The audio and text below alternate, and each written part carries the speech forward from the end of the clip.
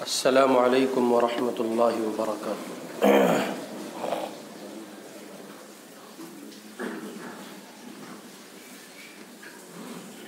الحمد للہ نحمده ونستعینه ونستغفره ونؤمن به ونتوکل علیہ ونعوذ باللہ من شرور انفسنا ومن سیئات اعمالنا من يهده الله فلا مضل له ومن يضلل فلا هادي له ونشهد ان لا اله الا الله وحده لا شريك له ونشهد ان سيدنا محمدا عبده ورسوله صلى الله عليه وعلى آله واصحابه وبارك وسلم تسليما كثيرا كثيرا، اما بعد فاعوذ بالله من الشيطان الرجيم، بسم الله الرحمن الرحيم، وما ارسلناك الا رحمة للعالمين، وقال النبي صلى الله عليه وسلم لا يؤمن احدكم حتى يكون هواه تبعا لما جئت به، او کما قال محمد صلی اللہ علیہ وسلم۔ گزشتہ 2 ہفتوں سے میں اور آپ یہ سن رہے ہیں کہ رسول اکرم صلی اللہ علیہ وسلم کے اہل ایمان پر کچھ بنیادی حقوق ہیں جن کا ادا کرنا، جن کو اپنے اوپر لازم سمجھ کر ادا کرنا، یہ اہل ایمان کا فرض منصبی ہے۔ بنیادی طور پر پوری دنیا میں مختلف موقعوں پر رسول پاک صلی اللہ علیہ وسلم کی شان میں گستاخیاں کی گئیں، اور مختلف مواقعوں پر اللہ کے دیوانے اور برگزیدہ پروانے بندوں نے مختلف جگہوں سے دفاعی کارروائی کرتے ہوئے رسول پاک علیہ الصلاۃ والسلام کی گستاخی کا جواب دیا، اور اہل ایمان نے اہل دنیا کو یہ بتایا ہے کہ ہمیں سرکار دو عالم کی ذات اپنی جان سے بھی زیادہ عزیز ہے، اور ہم زندگی کے کسی موڑ پر اس بات کو اپنے لیے کبھی گوارا نہیں کر سکتے کہ ہماری ذات سلامت ہو، ہمارا وجود محفوظ ہو، ہماری شخصیت بے داغ ہو، اور جناب رسول اللہ صلی اللہ علیہ وسلم کی عزت و عظمت پر، آپ کے ناموس پر کسی طرح کی کوئی بات کبھی کی جائے۔ چنانچہ جب جہاں ملک میں یا بیرون ملک، بر صغیر میں کہیں یا بر اعظم میں کہیں، یورپ کی زمین پر کہیں یا ادھر امارات میں، جزیرۃ العرب میں، غرض یہ کہ دنیا کے کسی بھی خطے میں اگر کہیں ایسا واقعہ رونما ہوا کہ رسول پاک علیہ الصلاۃ والسلام کی شان میں گستاخی کی گئی، تو مقامی سطح پر کوئی عاشق رسول اور دیوانہ ایسا ضرور اٹھ کھڑا ہوا ہے جس نے اس کو ایسا سبق سکھایا کہ نہ صرف یہ کہ وہ یاد رکھے بلکہ اس کی نسل اس سبق کو یاد رکھے۔ اور اس وقت فرانس کی زمین پر جو بدتمیزی کی گئی، اس کے نتیجے میں بھی ایک عاشق رسول نے سبق سکھایا، اور پھر دنیا جہان کے عشاق رسول نے اپنی اپنی محبت کا ثبوت اپنی اپنی طاقت اور استطاعت کے بقدر پیش کیا۔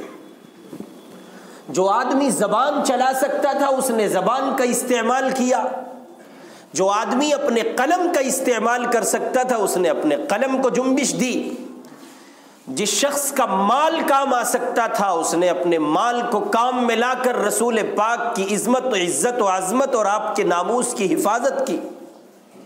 یعنی فرانس کے جو مصنوعات ہے، اس کا جو پروڈکٹ ہے، اس کا بائیکاٹ کیا، اور مختلف پہلوؤں سے. اور بعض اللہ کے بندے کچھ نہیں کر سکتے تھے تو انہوں نے آنسو بہائے، وہ بلبلائے اللہ کے حضور کہ مولا کیا اب یہ دن بھی دیکھنا پڑے گا کہ ہم اپنے وجود کو سلامت پائیں اور رسول پاک کے ناموس پر کسی طرح کا حرف آئے. غرض یہ کہ دنیا کا کمزور سے کمزور اور بدعمل سے بدعمل مسلمان بھی ایسے موقع پر خاموش نہیں رہا. اہل ایمان کا، اہل اسلام کا یہ جذبہ جب سامنے آیا تو پھر ضرورت محسوس کی گئی کہ اہل ایمان کو بنیادی طور پر وہ حقوق بتائے جائیں کہ جو رسول اکرم صلی اللہ علیہ وسلم کے بنیادی حقوق ہیں. چنانچہ گزشتہ 2 ہفتوں سے اسی مناسبت سے آپ نے گفتگو سماعت کی. گزشتہ ہفتے وقت کی تنگی کی وجہ سے یہ 2 بنیادی حق رسول اکرم صلی اللہ علیہ وسلم کے رہ گئے تھے، 9 نمبر اور 10 نمبر. میں نے گفتگو کی ابتدا میں بات عرض کی تھی رسول پاک کے 10 بنیادی حقوق، ان میں رسول اکرم صلی اللہ علیہ وسلم پر ایمان لانا یہ آپ کا سب سے اول ترین بنیادی حق ہے. اور پھر 9 نمبر پر جو آج کی گفتگو ہے، رسول اللہ صلی اللہ علیہ وسلم کے دوستوں سے دوستی اور رسول کے دشمنوں سے دشمنی رکھنا، یہ آپ کا بنیادی حق ہے. ایک بات یاد رکھیں کہ اگر کسی ذہن میں یہ بات آتی ہے کہ صاحب دشمنی رکھنے کی اجازت اور دشمنی رکھنے کے لیے آپ کیسے کہہ سکتے ہیں، تو خوب اچھے سے سمجھ لیجئے کہ یہ رسول پاک علیہ الصلاۃ والسلام کا بنیادی حق ہے. یہ مسئلہ حضور کی ذات کا ہے. یہ مسئلہ کس کی ذات کا ہے؟ یہ میرے آپ کے ابا کی ذات کا مسئلہ نہیں ہے، یہ میرے آپ کے گھر کی عزت کی ذات کا مسئلہ نہیں ہے، یہ مسئلہ رسول پاک کی ذات کا ہے. اور رسول اکرم علیہ الصلاۃ والسلام کی شخصیت ہمارے لیے ایسی ہے جہاں ہم کسی موقع پر کسی طرح کا کمپرومائز کرنے کے لیے تیار نہیں. چنانچہ اہل ایمان پر یہ حق ہے رسول اکرم صلی اللہ علیہ وسلم کا کہ آپ کے دوستوں سے دوستی اور آپ کے دشمنوں سے دشمنی رکھی جائے. ظاہر ہے کہ جس سے محبت ہوتی ہے اس کے جانثاروں سے محبت ہوتی ہے، اس کے متعلقین سے محبت ہوتی ہے، اس کے گھر کے لوگوں سے محبت ہوتی ہے، اس کی ایک ایک ادا سے پیار ہوتا ہے. اس لیے رسول پاک سے محبت کرنے والوں سے محبت اور آپ سے دشمنی رکھنے والوں سے دشمنی رکھے جانے کا معاملہ فطری ہے. یہ بالکل فطرت کے عین مطابق ہے.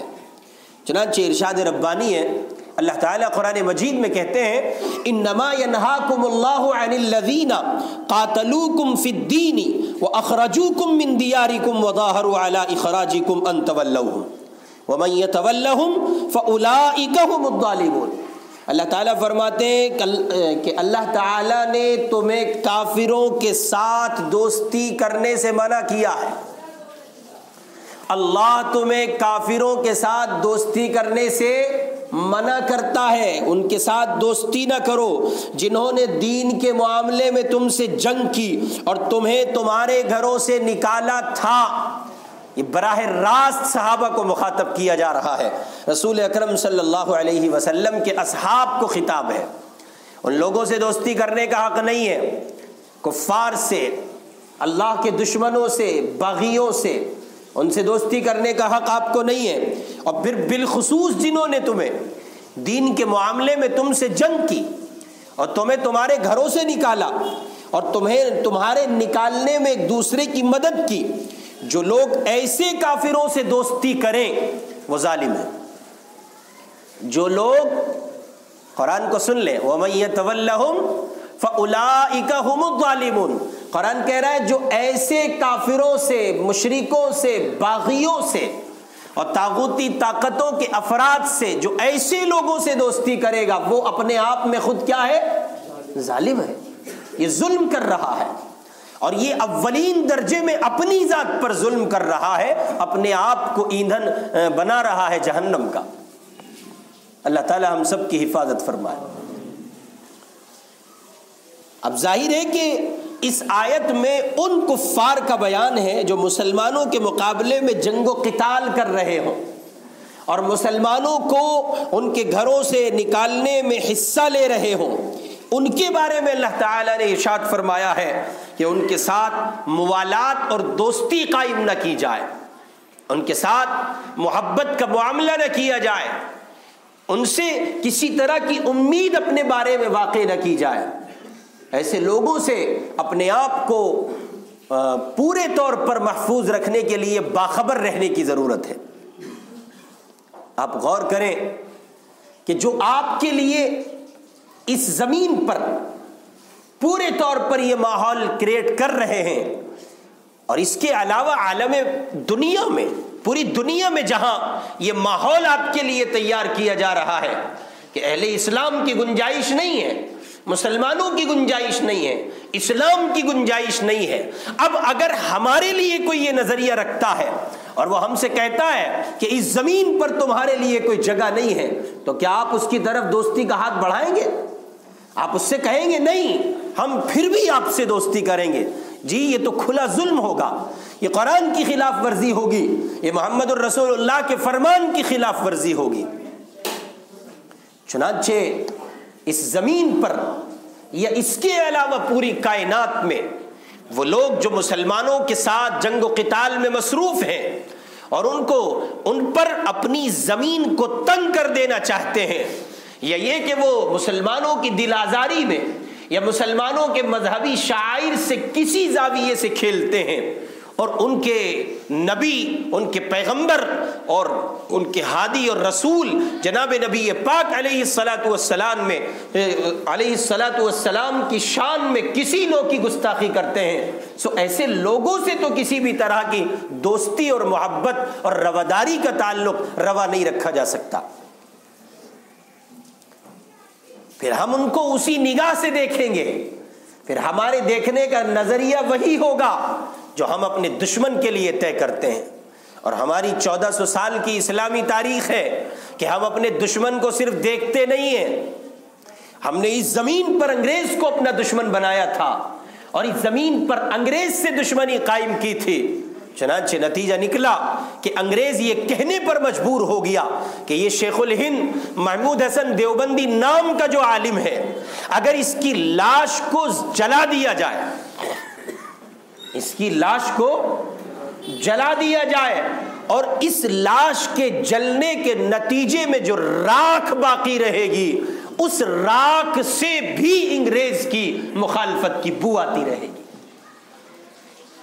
یہ تو ہماری تاریخ ہے، اور 1400 سال کی اسلامی تاریخ اس سے پورے طور پر بھری پڑی ہے کہ اہل اسلام نے اپنی ذات کو، اپنی جان کو، اپنے حد یہ کہ انہوں نے اپنے گھروں کی عزت و آبرو کی پرواہ تب نہیں کی ہے جب ان کے سامنے مسئلہ عصمت انبیاء کا آیا ہے، عصمت رسول کا آیا ہے۔ یہ بات آن پڑی ہے یہاں کہ وہ رسول اکرم صلی اللہ علیہ وسلم کی عزت و ناموس کے لیے کھڑے ہیں۔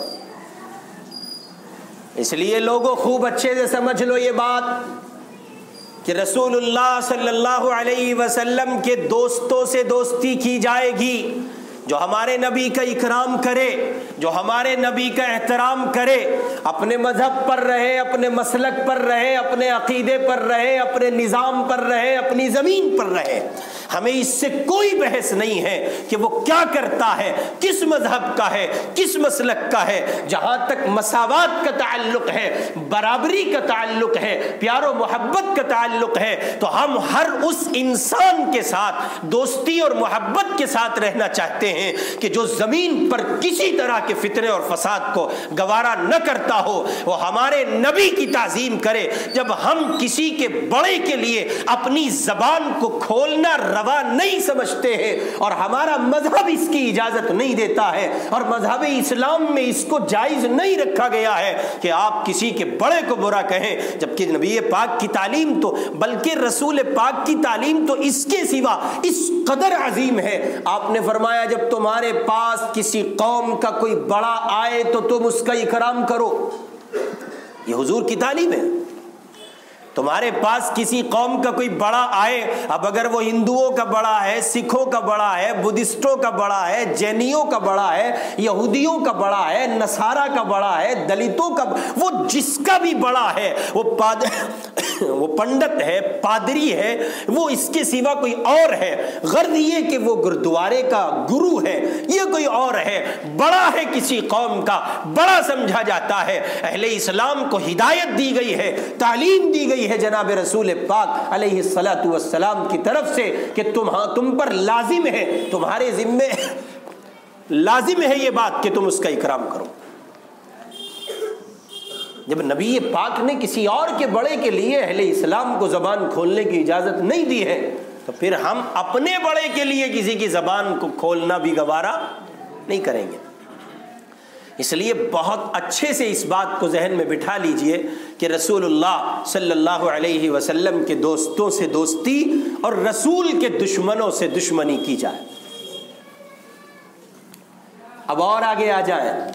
اسی پس منظر میں ایک بات کی طرف آپ کو اشارہ دیتے چلوں. اس وقت بالخصوص ہماری نوجوان نسل میں پیار و محبت کے نام پر دائرے کی پامالی کے ساتھ حدود و قیود کو مٹاتے ہوئے عشق و محبت کے پروان چڑھنے کا ایک مسئلہ ہے. بہت غور سے سنیے گا آپ حضرات، بڑی تعداد میں نوجوان یہاں بیٹھے ہیں. دیکھیے، کسی سے محبت ہونا یہ فطری شے ہے. آپ حاضر ہیں؟ کسی سے محبت ہونا یہ فطری شے ہے.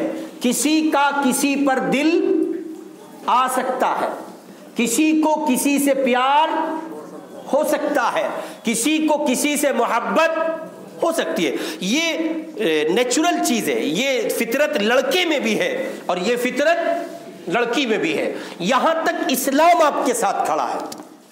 توجہ ہے آپ کی؟ یہاں تک اسلام آپ کے ساتھ کھڑا ہے. آپ یہ کہیں کہ فلاں لڑکی پر میرا دل آ گیا، میں اس کو اپنی منکوحہ بنانا چاہتا ہوں، یا میں اس سے اپنی شادی رچانا چاہتا ہوں اور اس کو نکاح میں لانا چاہتا ہوں، تو یہاں فطری جذبات کی قدر کرتے ہوئے اسلام آپ کے ساتھ ہے. اس کے بعد کے جو مسائل ہیں، جو نزاکتیں ہیں، ان تمام کا فیصلہ اس کے بعد ہوگا. ابھی آپ نے اظہار کیا ہے اور آپ نے یہ کہا کہ فلاں سے مجھے محبت ہو گئی، تو یہاں تک اسلام آپ کے ساتھ کھڑا ہے. اور اس لیے کھڑا ہے چونکہ اسلام عین دین فطرت ہے، جو انسان کی فطرت ہے، جو انسان کا مزاج ہے، جو انسان کی سوچ ہے، جو انسان کی باڈی کو سجایا گیا ہے اور جہاں انسان کو تیار کیا گیا ہے، یہ بالکل اس کے عین مطابق ہے. اسلام کسی ایسی چیز کا کبھی مخالف نہیں رہا ہے جو انسان کی فطرت کے مطابق ہو. کسی پر دل آ جانا یہ فطری شے ہے، کسی سے محبت ہو جانا یہ فطری شے ہے، کسی کو دیکھ کر آنکھوں میں اس کا بھا جانا یہ فطری شے ہے. اس سے بعد کی جو دنیا ہے، اب عشق جب پروان چڑھتا ہے، محبت جب پروان چڑھتی ہے، تو جو حدود و قیود کی پامالی ہے، جو دائروں کی پامالی ہے، اور جس میں آج کی نوجوان نسل تباہ ہوئی جاتی ہے، برباد ہوئی جاتی ہے، اور بیڑا غرق ہو ان بیٹیوں کا، ان کمبخت ظالم بیٹیوں کا جو اسلام کے گھرانوں میں پیدا ہوتی ہیں، جو مسلمان گھرانوں میں پیدا ہوتی ہیں، جن کا باپ مسلمان ہے، جن کی ماں مسلمان ہے، جو کلمہ گو ہے، محمد الرسول اللہ کا کلمہ پڑھتی ہے، جن کو اللہ نے اس زمین پر ہندو نہیں بنایا ہے، جینی نہیں بنایا، دلت نہیں بنایا، عیسائیوں کے یہاں پیدا نہیں کیا، جن کو اللہ نے یہود میں پیدا نہیں کیا، ان پر ترس کھایا، ان پر رحم کیا اور ان کو اہل اسلام کے گھرانوں میں پیدا کیا، ان کو مسلمان بنایا، کلمہ طیبہ کی دولت سے نوازا، توحید کی سوغات عطا کی. بیڑا غرق ہو ان بیٹیوں کا، اور زمین دوز ہو جائیں، زمین بوس ہو جائیں وہ بیٹیاں جو اس فکر کے ساتھ اس زمین پر جیتی ہیں کہ عشق کا کوئی مذہب نہیں ہوتا. نوجوانوں، آپ سے کہتا ہوں اور یہ پیغام دور تک پہنچائیے گا ان بے وقوف، کم عقل، جاہل، احمق، ایڈیٹ، ایک نمبر کی پاگل اور شادرے کے مینٹل ہاسپٹل سے بھاگی ہوئی فراری مجرم لڑکیاں، وہ بے وقوف لڑکیاں جو شہوت رانی کے چکر میں اپنی عقل سلب کر چکی ہیں، جن کو یہ تمیز نہ رہی کہ وہ محبت کس سے کر رہی ہیں۔ خوب اچھے سے یاد رکھیے، جہاں نظریہ یہ پنپتا ہے کہ عشق کا کوئی مذہب نہیں ہوتا، یہ نظریہ ہی غلط ہے، یہ خیال ہی غلط ہے، یہ تصور ہی غلط ہے، یہ سوچ ہی غلط ہے۔ اپنی عزت کو دشمن کے حوالے نہیں کیا جاتا۔ آپ پاگل ہو گئی ہیں؟ کتنی لڑکیاں ہیں کالج میں پڑھتی ہیں اور ان کو کوئی راجیش کھنہ پسند آ گیا ہے، کوئی ونود کھنہ پسند آ گیا، میں لفظ کھنہ کا اضافہ کر رہا ہوں اگرچہ وہ اکیلا تنہا نام بھی لے سکتا تھا۔ ان سے جب پوچھا جاتا ہے کہ آپ کیوں اس سے شادی کرنا چاہتی ہیں، کیوں اس سے محبت کرتی ہیں، تو وہ کہتی ہیں کہ عشق کا کوئی مذہب نہیں ہوتا، بے وقوف ہیں آپ، پگلا گئی ہیں، کم عقل ہیں آپ سے بڑا جاہل کوئی نہیں ہے۔ عشق ہی کا مذہب ہوتا ہے، اور جس عشق کا مذہب نہ ہو وہ عشق نہیں ہوتا ہے۔ ابھی سمجھا کیا ہے؟ کسی کی چمہ لینے کا نام عشق نہیں ہے، کسی کو گلاب کا پھول پکڑانے کا نام عشق نہیں ہے، کسی کو ویلنٹائنس ڈے پر پرپوز کرنے کا نام عشق نہیں ہے، کسی کی بہو بیٹی کی عزت سے کھیلنے کا نام عشق نہیں ہے۔ یہ پاگل پن کی علامت ہے، یہ جنون ہے، یہ یورپ کا تھوکا ہوا ہے جسے میں اور آپ عشق کے نام پر چاٹ رہے ہیں۔ یہ وہ ہے جس سے وہ عاری ہیں، یہ وہ ہے جس سے وہ عاجز ہیں، جسے انہوں نے پھینک دیا ہے، جس سے وہ پل پل موت مر رہے تھے، انہوں نے اس کو اپنے نظام سے باہر کیا اور انہوں نے پھینک دیا عجمیوں کے لیے، انہوں نے پھینک دیا اس خطے کے لیے کہ ہندوستان کے پاگل مسلمان عشق کے دائروں اور اس کی حدود و قیود کو توڑ کر ہمارے تھوک کو چاٹیں گے، اور ہمارا مسلمان اس کو چاٹ رہا ہے۔ عجیب پاگل پن ہے۔ کئی ایک مرتبہ ایسا ہوتا ہے کہ بعضی بچیوں کے پیرنٹس، ان کے والدین رابطہ کرتے ہیں کہ صاحب وہ میری بیٹی فلاں کے رابطے میں ہے۔ اب سوال یہ کہ ان سے کوئی پوچھے کیا مسلم قوم مر گئی؟ اور ہم اس کو بھی اچھا نہیں سمجھتے ہیں کہ ان کی کوئی بیٹی ادھر آئے، اپنی مرضی سے، اپنے اختیار سے کوئی خاتون اسلام کی دولت سے مشرف ہو، اسلام قبول کرے، اسلام کی بنیادوں کو اسلام کی بنیادوں پر اپنی زندگی کو تعمیر کرے اور اسلام لانا چاہتی ہے، تو یہ اس خاتون کا رائٹ ہے۔ ملک کے قانون نے، یہاں کے ضابطے اور دستور نے اس کو اختیار دیا ہے۔ محبت کے نام پر، پیار کے نام پر، چاہت کے نام پر، عشق کی جھوٹی رنگ رلیوں کے نام پر ہم ان کی بیٹی کو بھی اجازت نہیں دیتے ہیں، اور اپنی بیٹی کو تو کسی صورت اجازت نہیں دیں گے۔ لہذا جن بچیوں کے ذہن میں یہ بات ہے کہ عشق کا کوئی مذہب نہیں ہوتا اور وہ کسی راجیش کے، لوکیش کے اور فلاں کے ساتھ جائیں گی، ایسی بیٹیوں کے پاؤں کاٹ ڈالیے، ان منحوسوں کو زمین کے قابل مت چھوڑیے، وہ پوری قوم کی مجرم ہے۔ کون کہتا ہے عشق کا مذہب نہیں ہوتا ہے؟ عشق ہی کا مذہب ہوتا ہے، اور جس مذہب میں عشق کی دیواریں حائل نہ ہو وہ مذہب، وہ عشق نہیں رہے گا۔ پھر تو وہی ہوگا نا جو یورپ کے خنزیر اور سور کرتے ہیں، پھر تو وہی ہوگا۔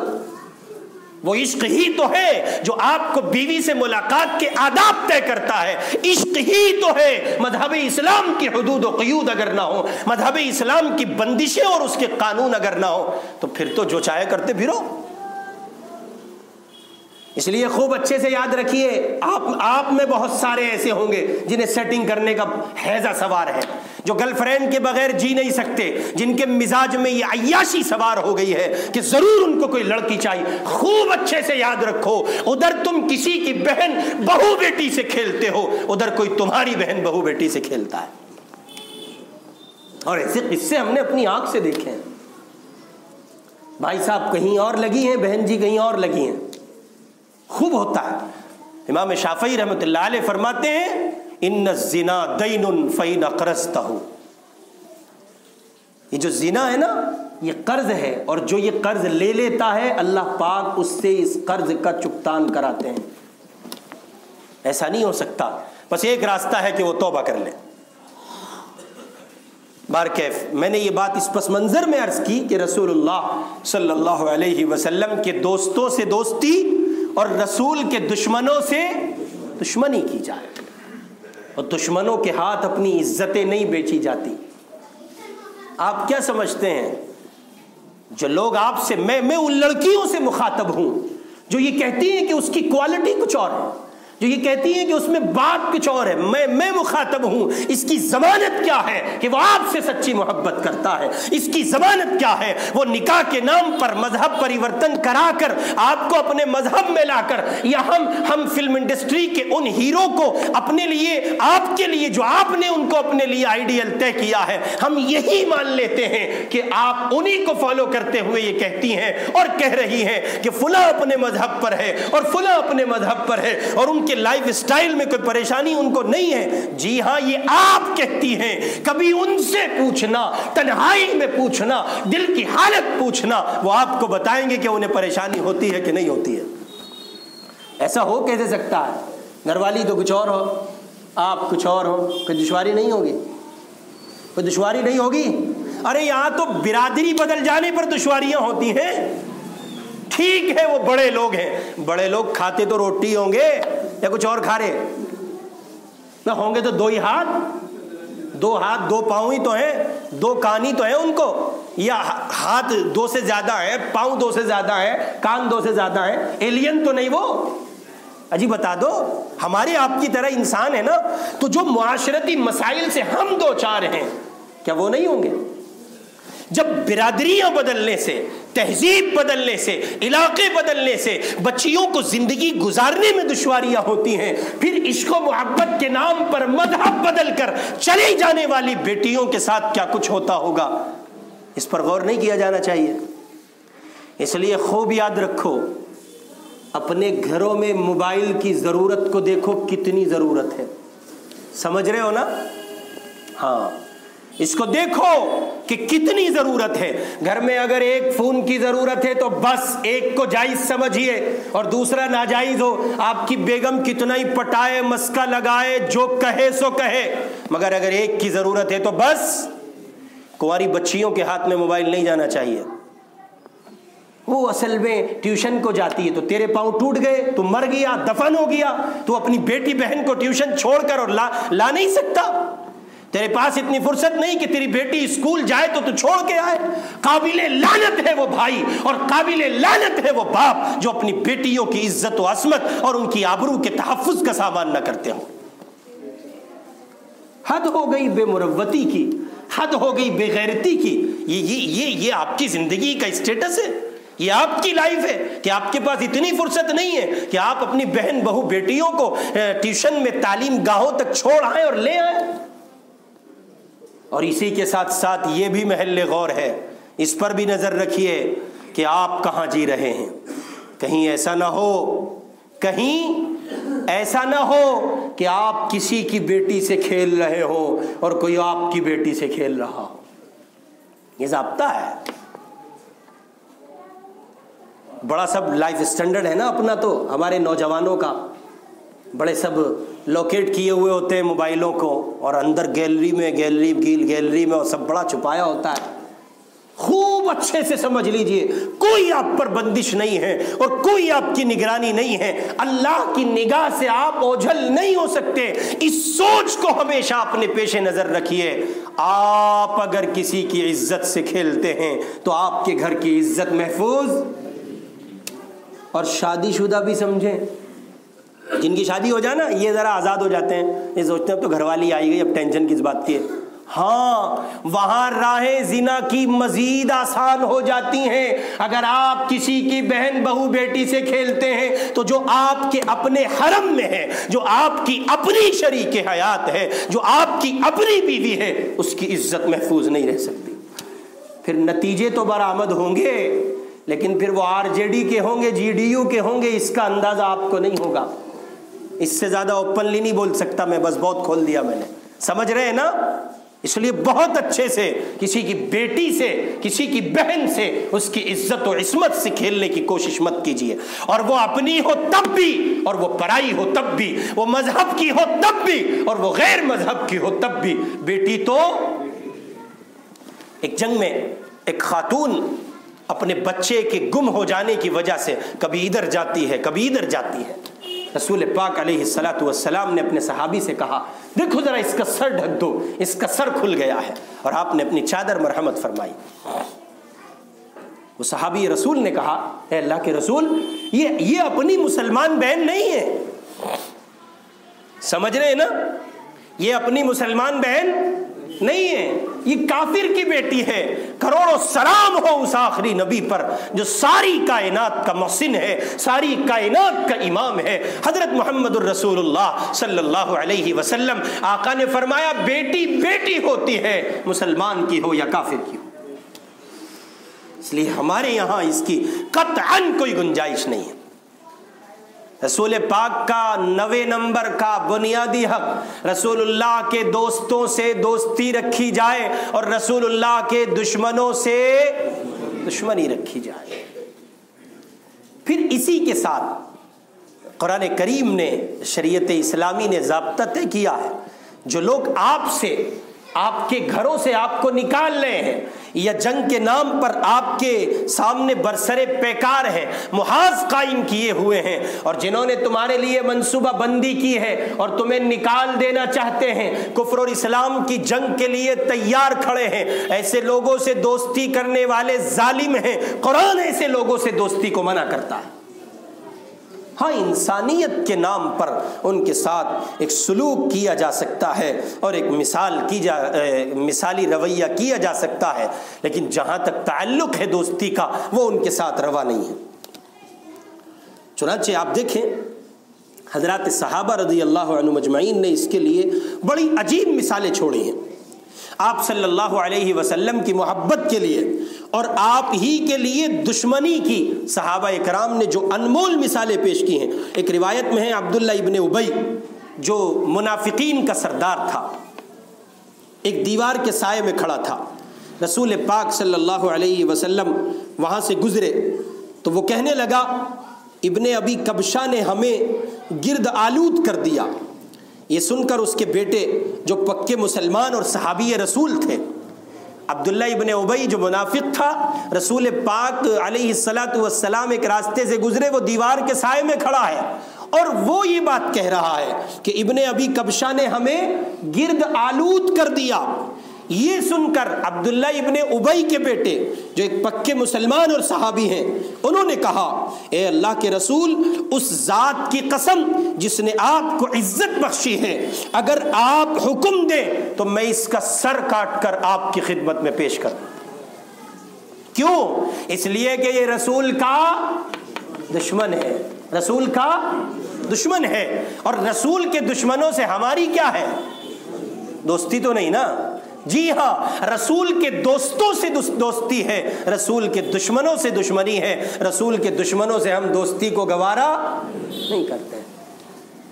اب ظاہر ہے کہ ان سے دوستی اور دشمنی کا جو معیار قرآن نے طے کیا ہے وہ میں نے آپ کی خدمت میں رکھا کہ وہ آپ کے لیے اس در پر ہو کہ آپ کو نکال دینا چاہتے ہوں، وہ اس در پر ہو کہ آپ کے ساتھ جنگ کرنا چاہتے ہیں، آپ کی عزت و آبرو لوٹنا چاہتے ہیں. اور ہمارے اس ملک ہندوستان کی ایک بڑی تعداد ایسی ہے جو ہمارے ساتھ یہ سلوک کرنا نہیں چاہتی ہے.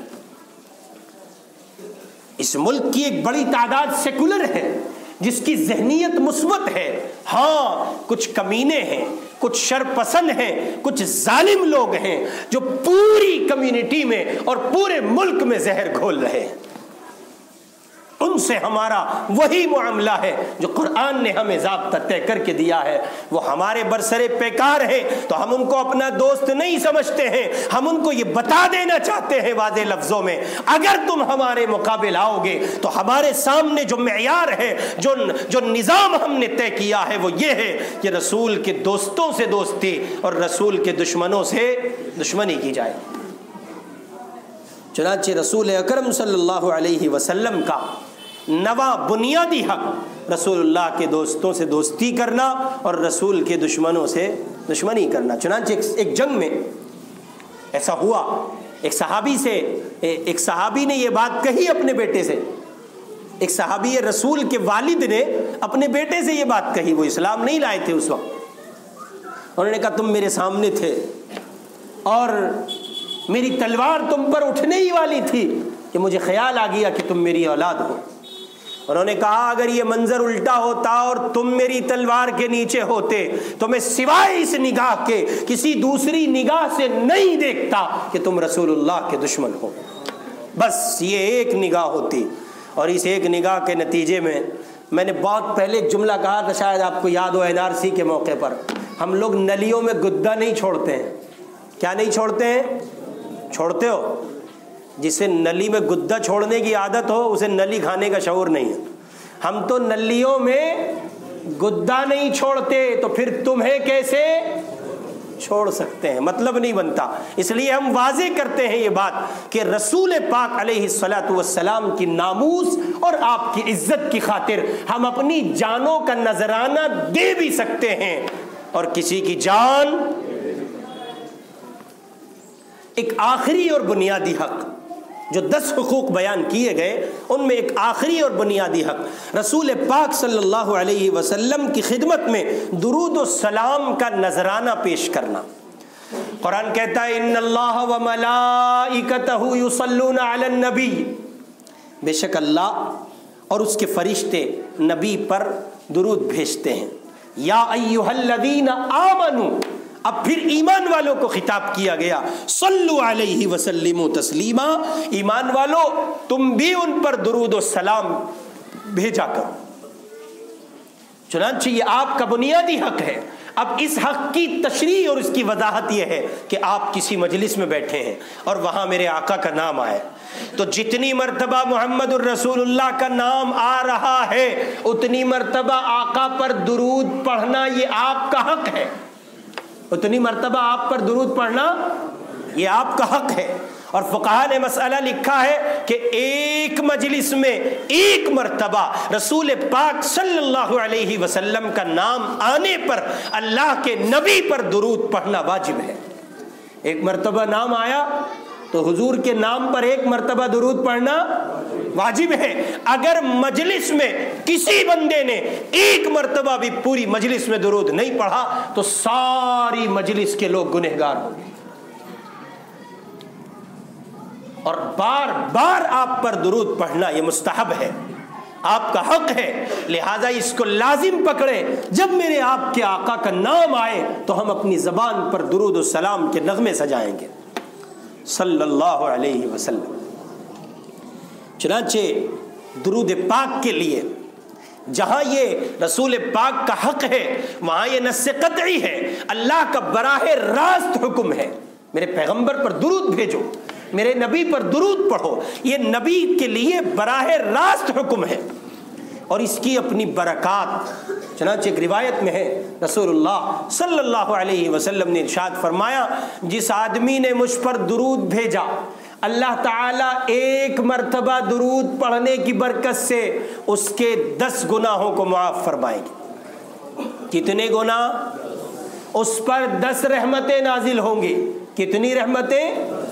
اس کے 10 درجے بلند ہوں گے۔ کتنے؟ جی ہاں، ایک مرتبہ درود پڑھنے پر اللہ کے نبی علیہ الصلوۃ والسلام کے لیے ایک مرتبہ درود پڑھنے پر اللہ کی طرف سے یہ 30 انعامات ملتے ہیں، 10 رحمتیں ملتی ہیں، 10 گناہ معاف ہوتے ہیں، 10 درجے بلند ہوتے ہیں۔ ایک روایت میں ہے حضرت کعب بن عجرہ رضی اللہ تعالی عنہ، وہ حضور کی خدمت میں آئے اور کہنے لگے، جب انہوں نے روایت سنی تو حضور علیہ الصلوۃ والسلام سے انہوں نے کہا اے اللہ کے رسول، میں آپ پر دن کے پاؤ حصے میں درود پڑھ لیا کروں؟ سمجھ رہے؟ تو حضور نے فرمایا اگر تم اس وقت کو بڑھا لو تو اور اچھا ہے۔ صحابی نے کہا پھر آدھا دن کر لو؟ آپ نے فرمایا بڑھا لو گے تو اور اچھا ہے۔ صحابی نے کہا پون دن کر لو؟ کہا بڑھا لو گے تو اور اچھا ہے۔ تو صحابی رسول کہتے ہیں اے اللہ کے نبی پھر تو میں پورا دن بس آپ پر درود پڑھوں گا، کروڑوں سلام ہو آقا پر۔ آپ نے فرمایا اگر تم ایسا کرو گے تو سنو، تم پورا دن مجھ پر درود پڑھو گے اور اللہ تعالی خزانہ غیب سے تمہاری ضرورتوں کو مکمل کرے گا۔ درود پاک پڑھنے کی برکتیں بہت ہیں۔ चुनांचे शेख अबू अब्दुल्ला सुलेमान जसूली रहमतुल्लाहि अलैह दलाइल खैरात की पुष्ट पर हज़रत थानवी रहमतुल्लाहि अलैह ने इस किस्से को नकल किया है। अबू अब्दुल्ला सुलेमान जसूली कहते हैं कि मैं एक मरतबा सफ़र में था और नमाज असर का वक्त करीब था, तो मैं परेशान था इस बात के लिए कि मुझे कहीं पानी मिल जाए और मैं जल्दी से वुज़ू कर लूँ, नमाज अदा कर लूँ ताकि मेरी नमाज फौत ना हो। अबू अब्दुल्ला कहते हैं मैं एक ऐसी बस्ती में पहुंचा जहां खाल खाल मकान थे, एक मकान इधर है, एक मकान इधर है, एक मकान इधर है, इस तरह से चंद एक मकानात थे और दूर तक न बंदा न बंदे की, न आदम की कोई नहीं दिखता था। तो हज़रत शेख फरमाते हैं कि मैं जरा दूर निकला, जब मैं दूर तक चला गया तो मेरी निगाह एक बच्ची पर पड़ी। बच्ची 10 से 12 साल की बच्ची थी, नौउम्र बच्ची। शेख अबू अब्दुल्ला सुलेमान जसूली रहमतुल्लाह अलैह कहते हैं कि मैं उस लड़की के पास गया और मैंने उससे कहा, बेटी नमाज असर का वक्त निकला जा रहा है, मैं चाहता हूं कि कहीं से पानी मुयस्सर आ जाए ताकि वुजू करूं और नमाज अदा करूं। वो बच्ची कहने लगी, बाबा यहाँ आप ये मकान जो आपको दिखता है इसकी जरा पुष्ट पर जाएंगे तो वहां आपको एक कुआं मिलेगा, वहां जाकर आप अपनी जरूरत को मुकम्मल कर सकते हैं। अबू अब्दुल्ला सुलेमान जसूली रहमतुल्लाह अलैह कहते हैं मैं गया तो मैंने देखा कुएं में पानी था, कुआं मौजूद है और कुएं में पानी भी मौजूद है, लेकिन कुएं से पानी निकालने के लिए डोल और रस्सी मौजूद नहीं है। मैं फिर आया, मैंने कहा बेटी क्यों मेरे साथ मजाक करती हो, वहां पानी निकालने को डोल और रस्सी नहीं है और मेरी नमाज का वक्त निकला जा रहा है। तो इस बच्ची को गुस्सा आया, इसने कहा बाबा मैं आपके साथ मजाक कर रही हूं, आइए आप मेरे साथ आइए। इसने अबू अब्दुल्ला सुलेमान जसूली रहमतुल्लाह अलैह का हाथ पकड़ा और लेके चली और कुएं के करीब जाकर उसकी मुंडेर पे खड़े होकर इसने गुस्से के मारे उस कुएं में थूक दिया। इधर इस मासूम ने थूका, उधर कुएं का पानी उबल के किनारों पे आ गया। अबू अब्दुल्ला सुलेमान जसूली उसे देख के हैरत में, अल्लाह कितनी बरगुजीदा बच्ची है, किस कदर नेक है। तो उन्होंने जल्दी से वुजू किया और सैर होके पानी पिया और फिर इस जुस्तजू में लगे कि आखिर इस बच्ची के इस अमल पर अल्लाह ताला ने इसकी गैरत की लाज रखते हुए, इसकी गुस्से की लाज रखते हुए ये करामत जाहिर की। इसका मतलब ये कि ये कोई आम बच्ची नमाज अदा की। और फिर तलाश में निकले उस बेटी की, उस बच्ची की। बिलाखिर उसको एक जगह पा लिया। फरमाने लगे लख्ते जिगर आप तो बहुत मकबूल बंदी हैं अल्लाह की, अल्लाह के यहाँ बड़ा मकाम है आपका, कौन सा अमल करती हैं? वो बच्ची कहने लगी बाबा मेरी उम्र 10 से 12 साल है, मैं क्या आपको अमल करता हुआ दिखती हूँ, क्या अमल कर सकती हूँ? अबू अब्दुल्ला सुलेमान जसूली कहते हैं कि मैंने इसरार किया तो मेरे इसरार करने पर उस बच्ची ने बताया बाबा मेरा मामूल ये है, मैं रोजाना 21,000 मरतबा दुरूद शरीफ पढ़ती हूँ, जब तक पढ़ नहीं लेती हूँ बिस्तर नहीं पकड़ती हूँ। शायद ये उसकी बरकत हो कि अल्लाह ने मेरे गुस्से की लाज रखी है। बच्चियां उस दौर में इतना दुरूद पढ़ती थीं।